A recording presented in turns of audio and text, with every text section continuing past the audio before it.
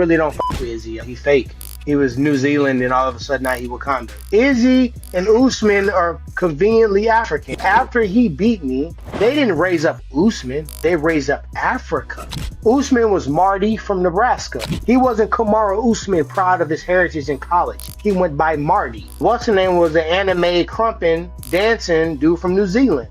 They never spoke about their African heritage. They never were so proud of it.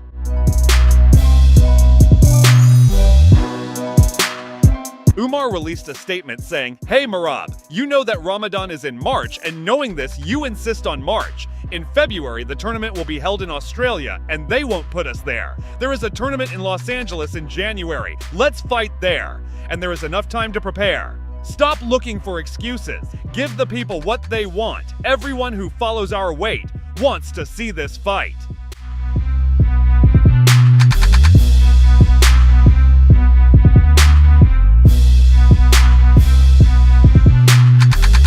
I don't remember exactly what the timing of that was, but we didn't make a fight. At the time we made the Khalil Roundtree fight, Ankalaev already had a fight. Listen, Ankalaev's ranked number 2. He goes out and puts on an unbelievable performance, and Alex is still the champion, then he's next.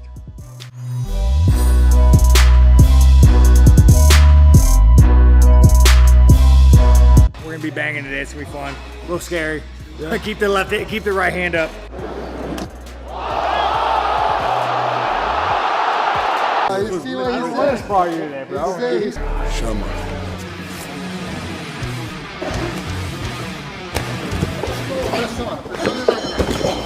go. I felt like I did really well with him, but he would have knocked me out right there. That's why I hate sparring him, bro. Like, when I feel like I'm doing good, and I feel like maybe I'm winning the rounds, he just hits me with some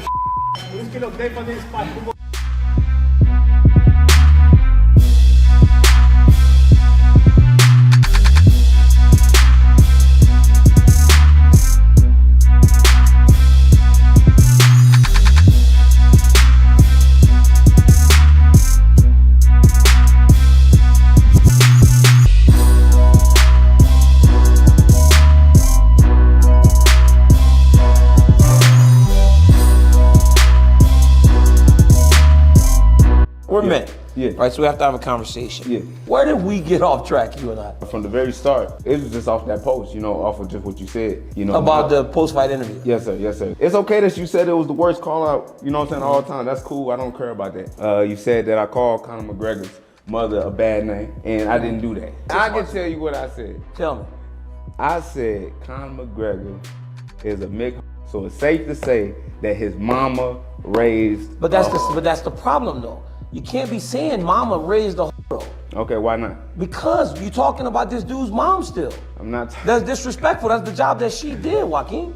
But I didn't call her a bad name. But you didn't call her. I didn't call. You didn't call her, and I not get call- that. Okay. All right, there you go. As long as you no, can say no. But then that turns into you saying that our mom was raised. Come on, man. We can't do that. Yeah. We don't do that. Like, we just don't do that. One time, John Jones and I, who had the most bitter rival in this thing, one time he said, "I'm your daddy." That's what he said to me. Yeah. Right? And then he found out my father got murdered, and he made Dana White message me to talk about that. So saying a man mama raised a, you don't know what that man mama did. What you said was kind of harsh, bro. My man, you know what I'm saying? You called me a pussy and everything. Absolutely. Right, because right. Now, I didn't want to bring it up because because absolutely when you say anything about my mom, that's what you're going to get. You don't get Daniel the TV dude no more. You get Daniel the dude from Lafayette. That's what you get. At the end of the day, bro, I swear to God, every time.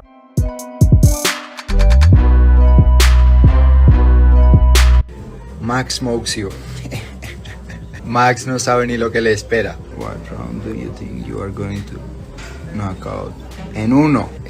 Es que no saben cómo estoy. Es que estoy demasiado a tope. Estoy muy a tope. Pobrecito, de verdad. Me cae demasiado bien para lo que le va a pasar. Ilia, si Max sobrevive y te señala... Max de verdad que no tiene ningún chance, ninguno. Si me vieran entrenar, si vieran cómo estoy, no tiene ninguno. Estaría en un intercambio a puños con Holloway y enseñarle boxeo de verdad. A eso vamos.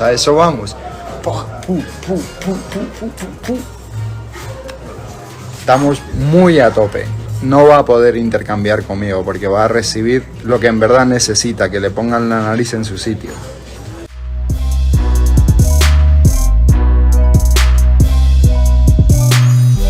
I've been fighting forever now, so it's hard to tell you what the difference is. You know, I'm just focused at the task at hand. And if it's at 45, 55, 170, open weight class, whatever it is, it's all the same. The only thing that changes is the opponent. And you get ready for your opponent, you know. And Ilya does present some problems for us, but I'm a problem solver. So tune in October 26th.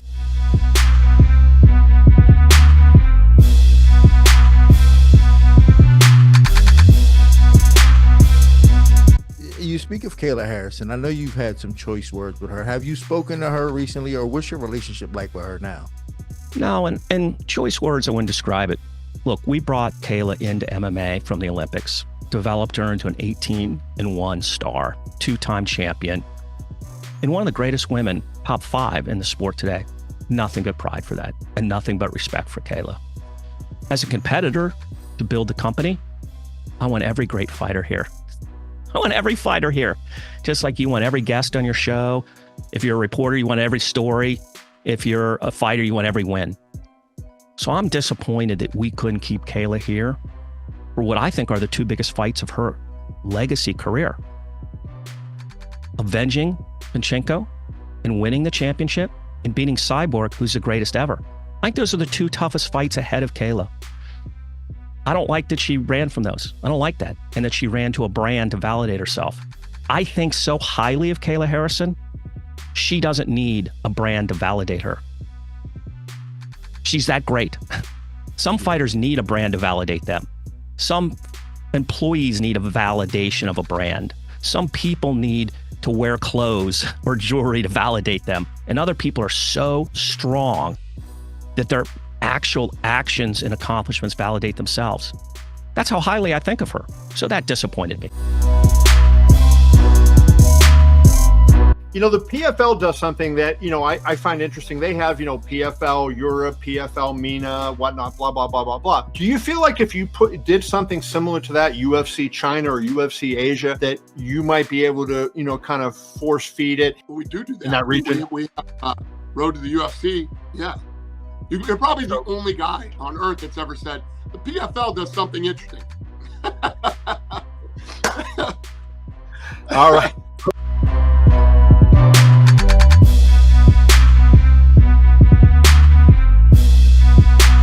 Bro, his spirit. You know what Jerry said about the whole juju thing? He's doing these rituals before the fight.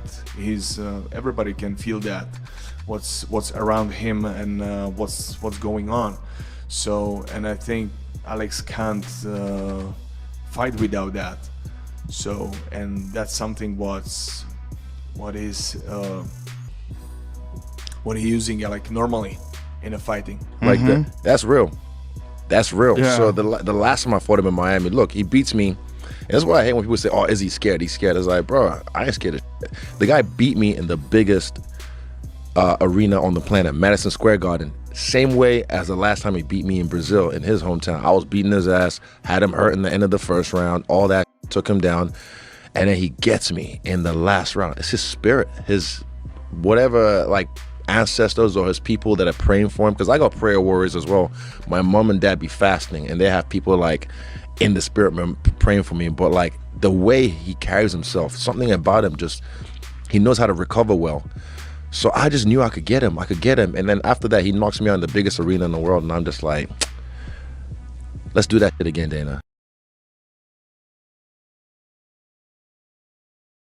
I'm gonna go Alex Pereira by second round finish. Look, I just think it's a hard ask for Khalil, but that's up to him. It's his fight to win or lose. But regardless, I just think Portan is just on a f***ing tear right now. He's just too good.